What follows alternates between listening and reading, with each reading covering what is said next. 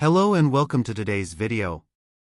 In this session, we'll be discussing common welding hazards in Nigeria.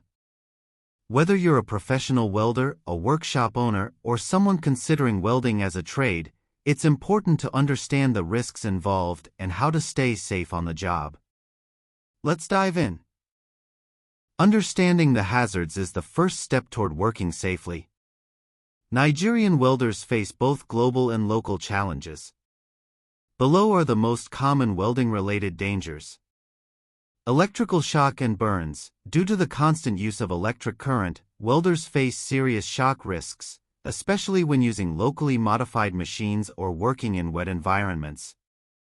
Fumes and toxic gases. Inhalation of welding fumes can lead to long-term respiratory problems.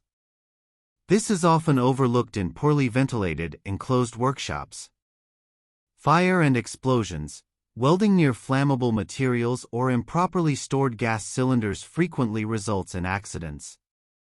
Radiation from the arc, ultraviolet, UV, and infrared, IR, radiation from electric arcs can cause severe eye damage and skin burns. Arc eye, welders' flash exposure to bright welding arcs without proper eye protection can inflame the cornea, leading to intense pain and vision problems.